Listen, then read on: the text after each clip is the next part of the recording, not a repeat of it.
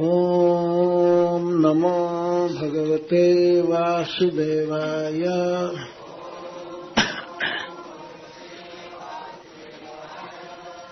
ॐ नमो भगवते वासुदेवाय।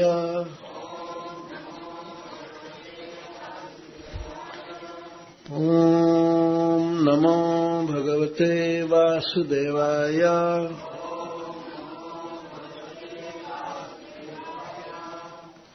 कालेन व्रजताल्पेन गोकुले रामकेशवौ जानुभ्यां सह पाणिभ्यां रिंगमाणौ विजहतु रिंगमाणौ विजर्हतु।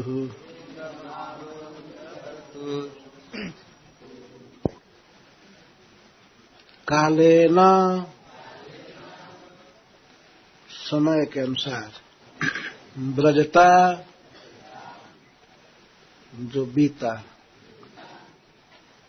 थोड़ा, गोकुले गोकुल में, राम केशव राम और कृष्ण, जानुभ्याम दोनों घुटनों, सह साथ, पाणिभ्याम दोनों हाथों से, रिंग माणव रेंगने लगे, रेंगते हुए, विजहरतु विहार करने लगे। तो इसके पहले वर्णन हुआ था कि श्री कृष्ण और श्री बलराम मां के गोद में थे। बहुत छोटी अवस्था, 100 दिन के थे। 100 दिन के थे तो श्रीपद गर्गाचार्य ने नामकरण संस्कार किया।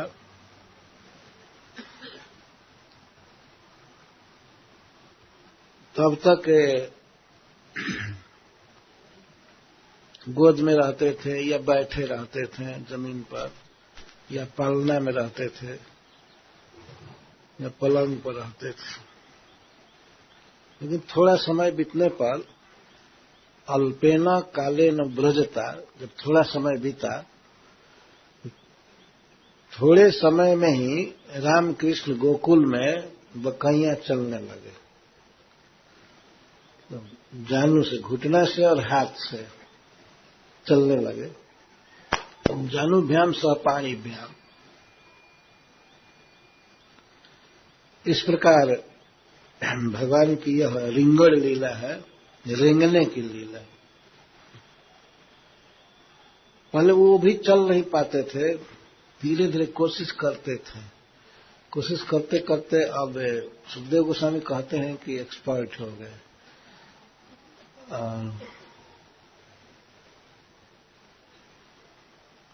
बाहों को आगे करके और घुटनों को पीछे, दोनों के सहारे पैरों को ठठेरते हुए चलते थे, घसीटते हुए।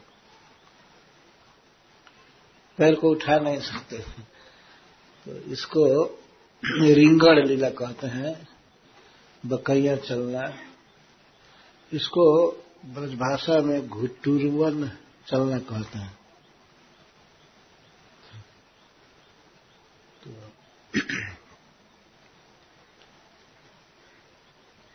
और बहुत ज्यादा समय नहीं लगा। और बच्चे जैसे देर करते हैं बकैया चलने में, उतना देर नहीं हुआ।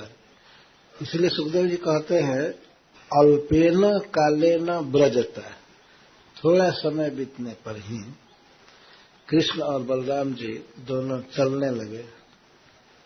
जानुभ्याम सह पाणिभ्याम, चलने क्या लगे, रिंग माणव, रेंगने लगे। रिंग माणव, और इसी में विहार करते थे। वास्तव में परम आनंद में ब्रज में घूमने लगे। आंगन में ही धीरे धीरे, गली में कभी गए होंगे, लेकिन आंगन में और जहां निकट बछड़े रहते थे वह उधर भी जाते थे। तो घूमने लगे।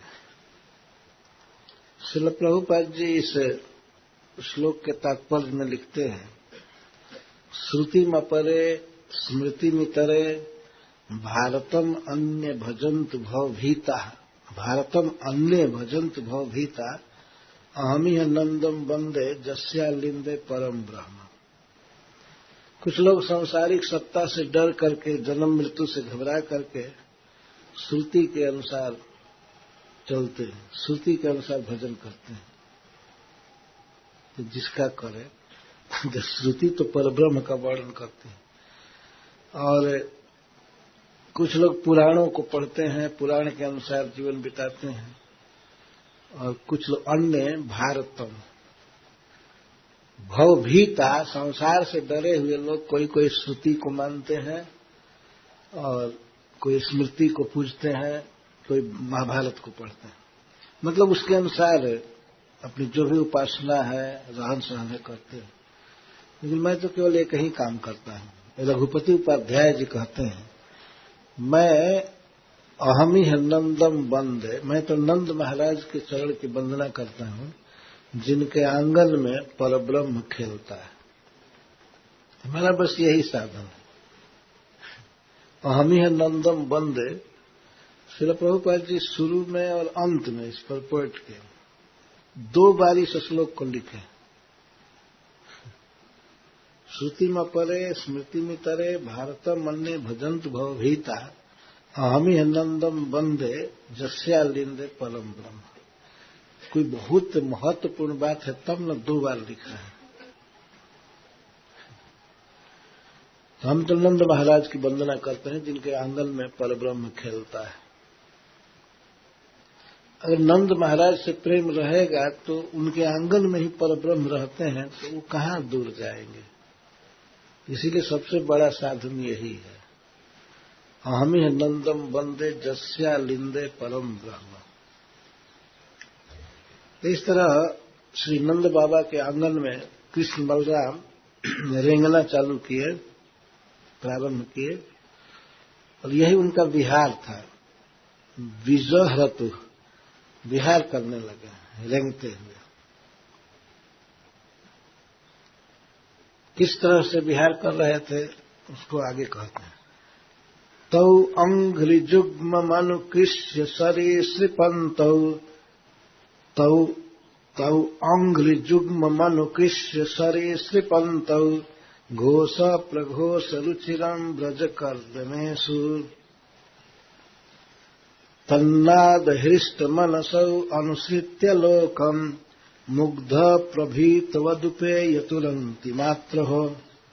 ये दोनों भाई कृष्ण बलराम तौ अंघ्रि जुग्मम, अपने जुगल चरण को अनुकृष्य, खिंच खिंच करके, मतलब सरीसृपंत, बकैया चलते थे तो दोनों पैर को, चरण को सरीसृपंत खींचते थे। और सरीसृपंत का अर्थ बहुत जल्दी जल्दी सरक सरक करके चलते थे, ताबड़तोड़ ऐसे चलने लगे। सरीसृप का अर्थ होता है सरकने वाला प्राणी, जैसे सांप। सरीसृपंत। और घोष प्रघोष रुचिरम ब्रज कर्दमेषु, घोष प्रघोष रुचिरम क्यों चलते थे? तो श्रीपद सिद्धो स्वामी जी अर्थ करते हैं कि घोष प्रघोष रुचिरम, दोनों के चरण कमल में, दोनों के कमर में किंकड़ी रहती थी और पैर में भी नूपुर, पैर में नूपुर और किंकड़ी और भी कुछ बजने वाले सामान रहते थे, तो उसको घोष कहते हैं। घोष का प्रघोष होता था, चलने से किंकड़ी बजती थी, कमर की का जो आभरण है वो बजता था, और कंकड़, हाथों का कंकड़ बजता था और पैर में नूपुर। इसको सुन करके भी बहुत आनंदित रहते थे। उनको पता नहीं था कि कहां से बज रहा है, कहां से आवाज आ रही है, तो उस आवाज को सुनने के लिए भी बार बार बकैया चलते थे। चक्रवर्ती पाद जी लिखते हैं कि उनको ये पता नहीं था कि आवाज कहाँ से आ रही है, पर आवाज इतनी सुंदर थी कि उसको सुनने के लिए चलते थे। कहाँ चलते थे? तो ज्यादा कदा ब्रज कर्द में, ब्रज के कीचड़ में। ब्रज कीचड़ का अर्थ है गौओं के कारण जो कीचड़ हुआ है, उनके दूध से भींगी थी जमीन और बछड़ों के मूत्र से और सॉफ्ट जमीन रहना, उसमें भ्रमण करते थे। तो यह एक प्रश्न होता है कि जब करदम में घूम रहे थे तब सब फंसता नहीं होगा, किंकड़ी या कंकड़ या नूपुर? नहीं फंसता था, वो आवाज होती ही थी। घोष प्रघोष रुचिरम, ये दोनों तब अंग्री जुग्मम का विशेषण है। बहुत सुंदर लगती थी आवाज, चरण में और कमर में और हाथ में। तन्नाद हृष्ट मनसौ, तन्नाद हृष्ट मनसौ। इस तन्नाद चरण के नाद से या कमर के नाद से, नाद मन ध्वनि, आवाज, हृष्ट मनसौ, दोनों बिल्कुल प्रसन्न रहते थे। जैसे ऐसा लगता था कि दुर्लभ लाभ मिल रहा है, ऐसी सुंदर आवाज। अनुसृत्य लोकम, और कभी कभी दोनों भाई किसी के पीछे हो जाते थे। कोई गोपी, मातृभाव वाली गोपियां, या कोई अन्य गोपी या कोई पुरुष उनके पीछे चलने लगते थे। ये भावना होती थी कि मेरी मां है, पर कुछ दूर जाने के बाद पहचान लेते थे ये नहीं है, तब जल्दी भागते थे माता के पास। दोनों माताओं के पास भागते थे जल्दी, डर जाते थे। मुग्ध प्रभीतवत उपेयतु अंति मात्र, अंति मतलब समीप, उपेयतु अंति मात्र, जल्दी जल्दी फिर भाग करके वैसे बकैया। और मुग्ध प्रभीतवत, मुग्ध का अर्थ है जैसे बिल्कुल भोले भाले, और प्रभीत विशेष प्रकर्षण डरे हुए जैसे। वास्तव में डरते नहीं थे, लेकिन ये लीला थी भगवान की, इसलिए वत लिखा गया, प्रभीतवत, डरे हुए की तरह हुए फिर और लौटते थे जल्दी जल्दी। मात्र हो अंति, में दोनों माताओं के समीप। और पहले जाते थे तो उस समय ये ध्यान नहीं रहता था कि ये मेरी मां है। कोई अनजान व्यक्ति से बच्चे घबराते हैं, भागते हैं। पहले भ्रम में होते थे कि मेरी मां है, और बाद में पता चलता था कि नहीं। और कभी नंद बाबा का भ्रम होता था या अपने किसी स्वजन का, लेकिन बाद में पता चलता था नहीं, तो चले आते थे माता के निकट। तो माताएं क्या करती थी? तन्मातरौ निज सुतौ घृणया स्नुवन्तौ पंकांग राग रुचिरौ उपगुह्य दोर्भ्याम दत्त्वा स्तनं पपिबतो स्म मुखं निरीक्ष्य मुग्ध स्मिताल्प दशनम जयतु प्रमोदम।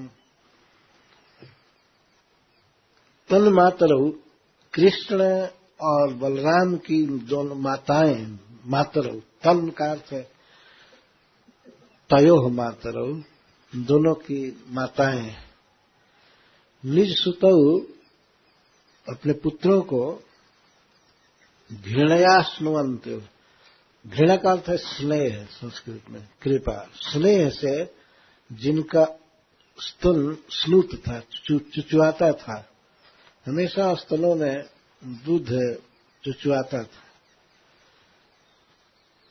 तो अपने दोनों पुत्रों को गोद में उठा करके और बहुत सुख मिलता था उन्हें। पंकांग राग रुचिरौ उपगुह्य दोर्भ्याम, अपनी दोनों बाहों में अपने बच्चे को उठा लेते थे, गोद में उठा लेते थे। और कैसा? पंकांग राग रुचिरौ, जो आंगन में पंख था, कीचड़ का वही अंगराग लगा रहता था। उनके शरीर में अंगराग जैसा है, अथवा अंगराग पहले लगाए होंगे लेकिन बाद में कीचड़ से भर गया था। इसके कारण उनका अंग और रुचिर लगता था और अच्छा लगता था। माताओं का इतना स्नेह है कि कीचड़ लगे हुए श्री कृष्ण और बलराम को अपने गोद में ले लेते थे। कोई भी माँ इसका विचार थोड़े करती है कि बच्चे में मिट्टी लगा है, ये लगा है, वो लगा है। वो तो जसोदा ही है अब रोहिणी जी। पंकांग राग रुचिरौ, पंख का अंगराग लगा है इसलिए दोनों भाई खूब सुंदर लग रहे हैं। तो पंख का अंगराग लगाए हुए श्री कृष्ण और बलराम को गोद में उठा लेते हैं दोर्भ्याम, और दत्वा स्तनम, और स्तन दे करके प्रपीबतो स्व मुखम निरीक्षा, जब दोनों भाई पीने लगते थे स्तन, तो स्तन पीते समय उनके मुख को देखने लगती थी, दूध पिलाते हुए देखती थी। मुग्धस्मिताल्प दशनम जगतु प्रमोद। मुख का विशेषण सुखदेव जी बता रहे हैं, कैसा मुख है? मुग्ध स्मिताल्प दशनम, स्मित अल्प दशनम, जिस मुख में मुग्ध भाव से स्मित है, थोड़ी हंसी है, दूध पी रहे हैं तो हंस रहे हैं, और अल्प दशनम, छोटे छोटे दांत हैं, दो दो दांत, और वो भी बहुत छोटे छोटे। अल्प दशनम, मुख में, जिस मुख में अल्प दशन है, छोटे छोटे दांत और कम दांत,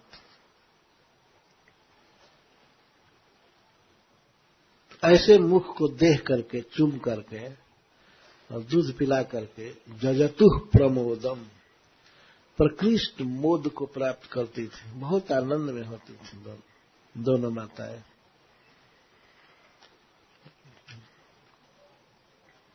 जरिहंगना दर्शनीय कुमार लीलौ अंतर ब्रजे तदबला प्रगृहित पुच्छै।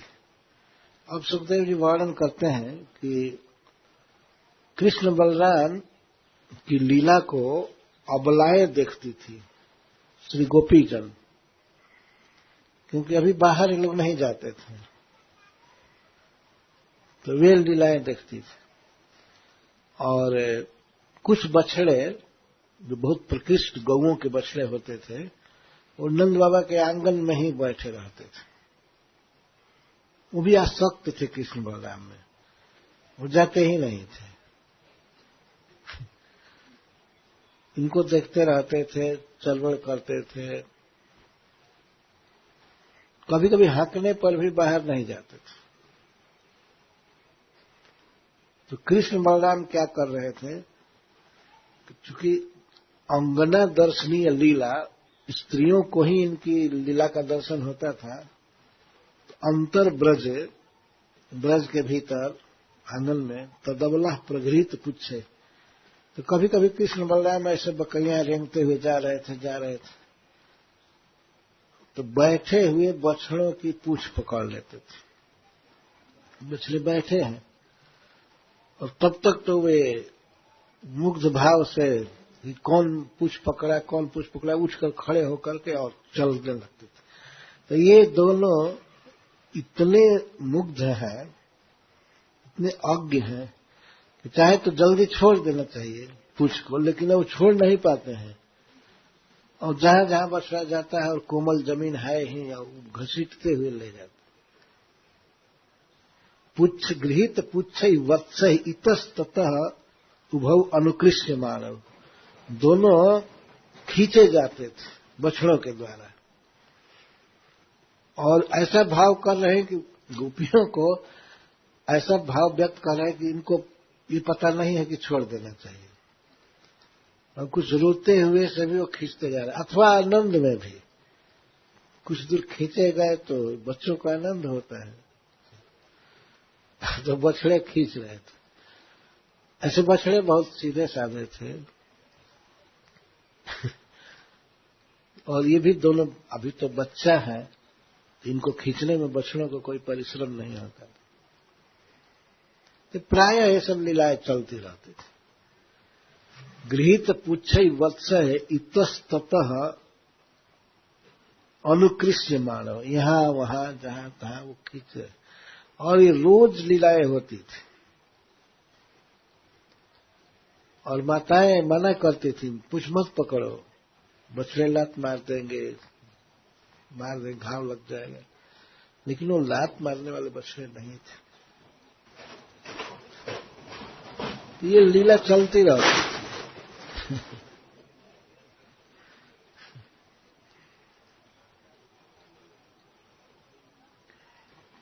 इस लीलाओं को गोपियां, जसोदा की सखियां थी, प्रेक्षंत उज्जित गृहा जासुर हसंत। इस तरह से कृष्ण बलराम जब बछड़ों के द्वारा खींचे जाते थे तो इस लीला को प्रइक्षंत बहुत ध्यान से देखती थी। उज्जित गृहा, अपना घर और घर का काम सब छोड़ छाड़ करके इन लीलाओं को देखती रहती थी। उज्जित गृहा, त्यक्त गृहा। और इसको देखने में उन्हें बड़ा सुख मिलता था। जहिसु, जय हृषु, हर्ष होता था, आनंद होता था। हसंत, और हंसती रहती थी। कृष्ण बलराम की इस मुग्ध लीला को देख करके हंसती रहती थी। ये तो एक लीला का वर्णन किया गया, ऐसी लीलाएं अनंत अनंत होती ही रहती थी। और इतने आकर्षक हैं दोनों भाई कि उनको देखने, उनकी लीला देखने के लिए अपना अपना घर छोड़ करके, घर का काम धंधा स्वजन आदि सब छोड़ करके देखती रहती है और परम आनंद में रहती है। और रोहिणी और जसोदा क्या करती थी, इसको अंतिम श्लोक में वर्णन कर रहे हैं। श्रृंग्यग्नि दंष्टि असी जल द्विज कंठ केभ्य क्रीड़ा परौ अति चलौ स्वसुतौ निषेधु। ये दोनों भाई क्रीड़ा परौ, हमेशा क्रीड़ा में रहते थे, खेल में रहते थे। और खेल में भी अति चलौ, बहुत चंचल थे, बहुत चंचल, कहीं भी एक जगह बैठ नहीं सकते थे। अति चलौ, और विशेष करके श्रृंगी, सिंह वाले जानवर को पकड़ते थे। श्रृंगी कहते सिंह वाला जानवर, जैसे बैल या गाय और भी जानवर सिंह वाले। और अग्नि, कहीं आग जलती थी, चाहे चूल्हा में चाहे जग कुंड में, कभी आग, तो आग की लपट को पकड़ते थे और ये सोचते थे कि ये नाच रहा है, कितना सुंदर है। जब अग्नि की लपट उठती थी तो उसके साथ उसको पकड़ करके नाचना चाहते थे। तो माताएं दौड़ती थी, जसोदा जी और रोहिणी जी। सिंह वाले जानवर के साथ खेलना चाहता है तो ये मारेगा, और अग्नि को पकड़ना चाहता है। दंष्टि, दांत वाले जीव, ये भेद नहीं करते थे, दांत वाले जीव के पास पहुंच जाते थे, जैसे बानर, कुत्ता, बिल्ली, दांत वाले जीव। कोई भय नहीं होता था बानर को पकड़ने में, उसके साथ होने में। यह बात अवश्य है कि ब्रज के जो भी जीव थे हिंसक नहीं थे। वही भगवान के साथ होने पर तो सबका स्वभाव बदल जाता। और माताएं परेशान रहती थी, घर का कोई काम नहीं कर पाती थी, केवल इनको निषेधुम, इनको मना करने में। गृह्यापि कर्तुमपि जत तत्र न तज्जनन्यो सेकात आपतुरलम मनसो नवस्त। घर का काम करने में न सेकाते का समर्थ नहीं थे। तो हमेशा इधर कृष्ण को पकड़ो, बलराम को पकड़ो, ये वो, इसी में दोनों तबाह रहते थे। तबाह मतलब स्पिरिचुअली तबाही, हमेशा पकड़ने में, मना करने में। कभी दोनों भाई तलवार उठा लेते थे।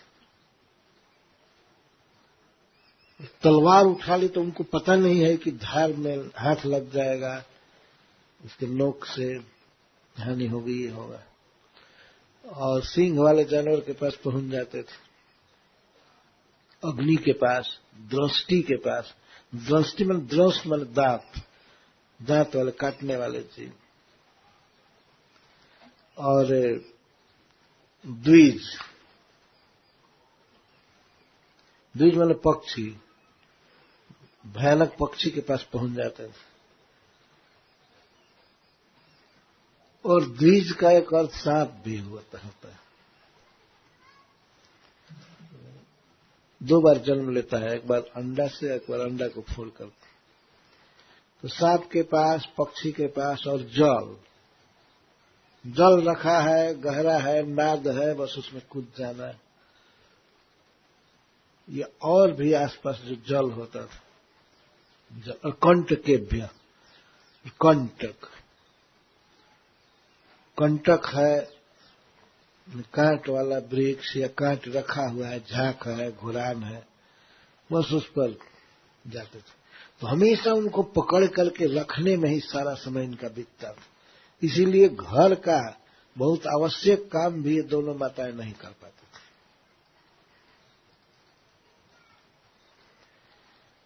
श्रील प्रभुपाद जी लिखते हैं कि इस तरह मनसो अनवस्था, मन की अनवस्था, बेचैनी, हमेशा चिंता में रहती थी। लेकिन यह चिंता स्पिरिचुअल चिंता है, कोई लौकिक चिंता नहीं है, दिव्य चिंता है। वो कभी दुखी नहीं होती थी, आनंद में ही रहती थी। और हमेशा इनको मना कर रहे हैं, जब तक जगे रहे तब तक चैन नहीं था दोनों माताओं को। यहां पकड़ो, यहां पकड़ो, यहां पकड़ो। और थोड़ा भी पकड़ करके छोड़ा तो फिर वही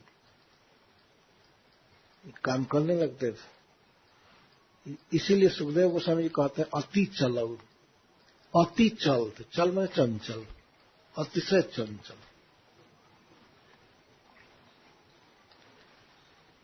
तो श्री कृष्ण की, श्री बलराम जी की ये रिंगण लीला है, सबसे अधिक सूरदास जी ने लिखा है, गाया है इस विषय में। तो हम कुछ पद सूरदास जी